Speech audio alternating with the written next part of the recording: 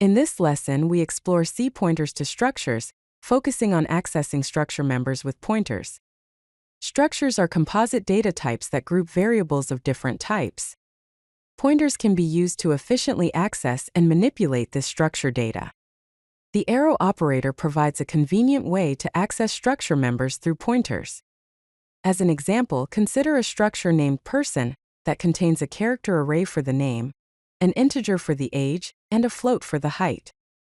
If we create an instance of this structure called person1 and a pointer ptr that points to person1, we can use this pointer to modify the members of the person1 structure. There are primarily two ways to access structure members in C. The first is direct access, which uses the dot operator. When working directly with structure variables, the dot operator is used to access its members. For example, if we have a person structure and an instance person1, we can access the age and height members using person1.age and person1.height, respectively.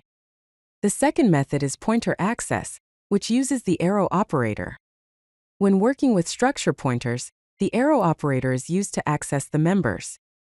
If ptr is a pointer to person1, we can access the age and height members using ptr arrow age and ptr arrow height, respectively. The arrow operator is essentially a shorthand for dereferencing a pointer and then accessing a member with the dot operator. Consider a structure student with members name, roll number, and marks. If we create an instance student1 and a pointer to student pointer to it, then student pointer arrow roll number is equivalent to parenthesis asterisk student pointer parenthesis dot roll number. The arrow operator simplifies the syntax and makes the code more readable. Passing structures to functions by pointer is more efficient, especially for large structures. It avoids copying the entire structure, which reduces memory usage and improves performance. When a pointer to a structure is passed to a function, the function can modify the original structure directly. For example, if we have a function updateStudent that takes a pointer to a student structure, we can modify the roll number and marks of the original student1 structure by passing its address to the function. Dynamic memory allocation allows us to create structures at runtime. This is particularly useful when we do not know the size or number of structures required during compile time. The malloc function is used to allocate memory dynamically, and the free function is used to release the allocated memory when it is no longer needed.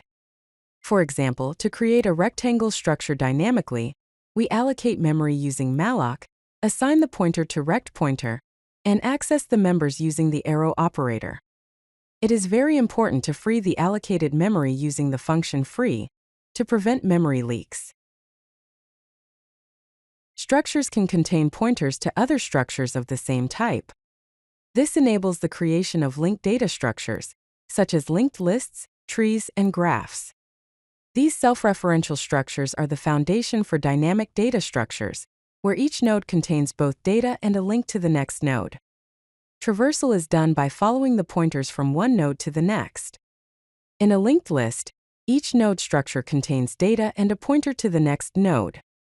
This allows us to create a chain of nodes, where each node points to the next, forming a dynamic and flexible data structure. If you like this video, hit that like button and don't forget to subscribe. Visit codelucky.com for more such useful content.